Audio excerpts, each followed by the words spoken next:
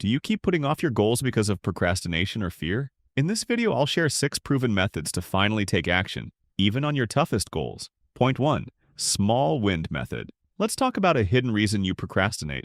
Most of the time, it's not laziness, it's fear.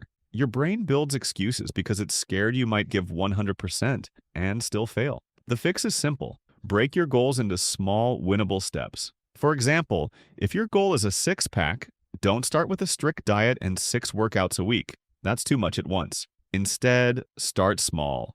Do a short set of leg raises or crunches at home at the end of the day. Add a little more each week. Once you're consistent, then layer in more exercise or diet changes. Point 2.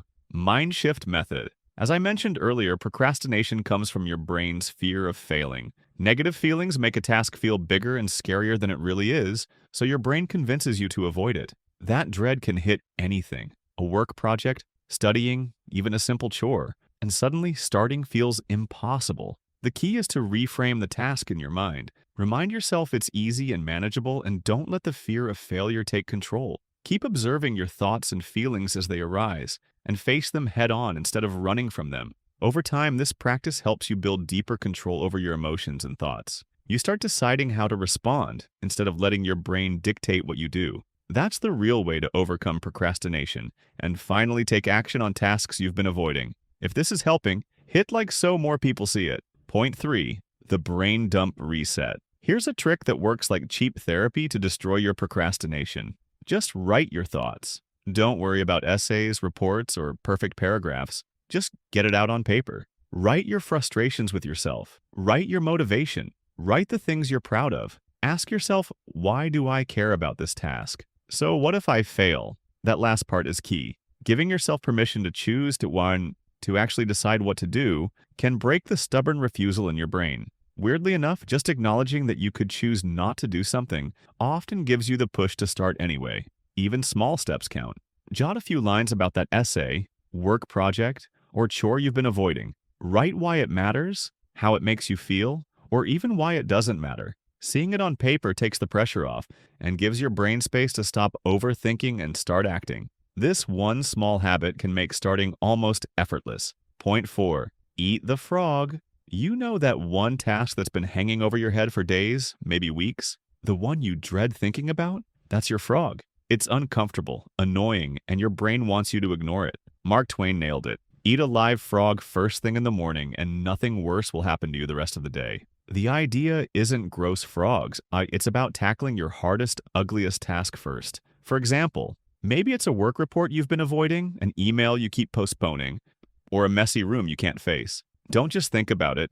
Do it. Open the email and write the first line. Grab that laundry basket and start folding one load. Take a small action right now. Here's the payoff. Once that frog is done, the rest of your day feels lighter. Tasks that felt intimidating suddenly seem easier. Momentum builds. You start proving to yourself that procrastination doesn't control you. Your frog, not scary anymore, and just a task you've conquered. Point 5. The 5-second launch. Ever notice how your brain can come up with a million excuses to avoid starting a task? You sit down to start your project, scroll for 5 minutes, and suddenly time is gone.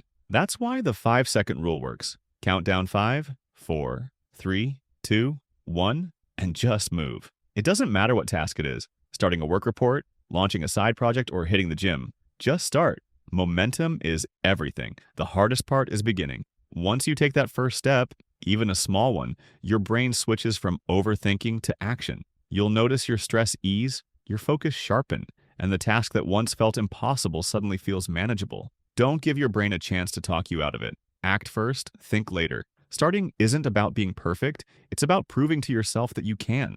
That tiny action is a victory that builds on itself, creating confidence and energy to tackle the next step. The more you do it, the easier starting becomes and the less power procrastination has over you. Point 6. Reward loop.